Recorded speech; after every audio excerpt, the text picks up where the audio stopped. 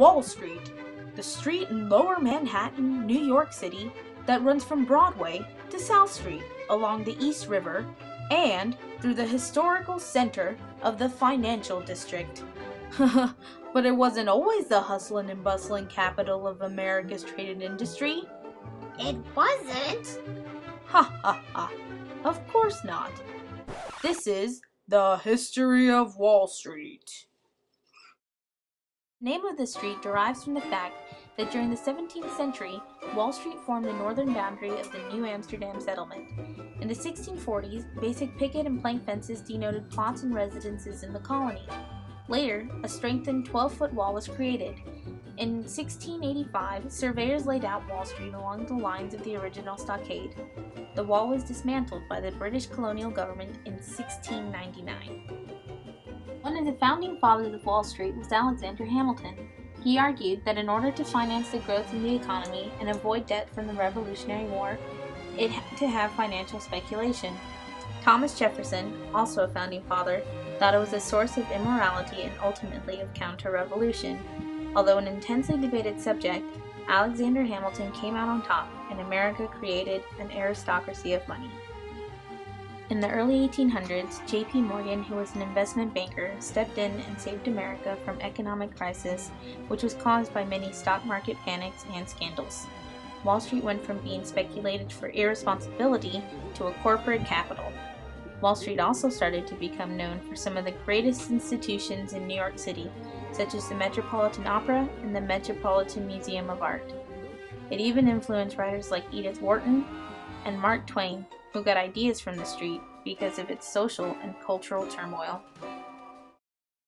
In an essay titled From Wall Street to Astor Place, historicizing Melville's Bartleby, the author Barbara Foley argues that Bartleby is about alienation and ideological struggle.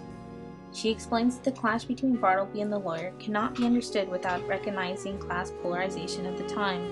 Melville often identifies the time to be somewhere between the 1840s and 1850s, when there was increasingly violent street activity, which characterizes the class struggles of the time.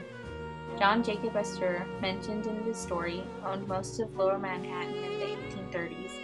In Bartleby, when the lawyer leaves the office to take a walk, he visits places that are all owned by Astor, such as Hoboken, the site of the Astor Mansion, and Astoria, which bears the name of its overlord. The Trinity Church was situated on Broadway and the foot of Wall Street, and was considered the center of the Episcopal diocese. A scandal in 1846 erupted over the management of this property. Astor and the Trinity Church are therefore in this story not only ideologically, but also geographically. Foley says it is probable that Number Wall Street is either owned and rented by Astor or owned and rented by Trinity.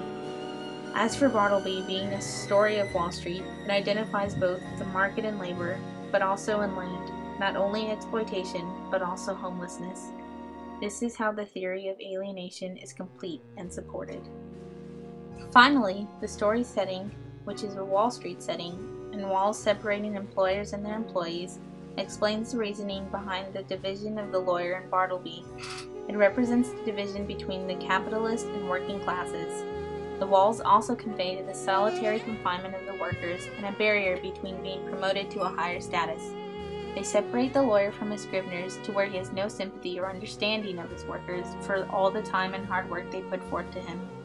Herman Melville set his story on Wall Street because of its association with big business and to make generalizations about human existence in one's everyday workplace. Bartleby, a diligent worker bee, is sucked out of all his happiness as his life surrounds his work. No reference is ever made of his family relations because Melville wanted to show how Bartleby is isolated. The story of Bartleby is an allegory that states that work can be a means of obtaining a quality of life suitable to meet one's needs, but it should not totally consume all your time because such employment will soon become irksome and ultimately unfulfilling.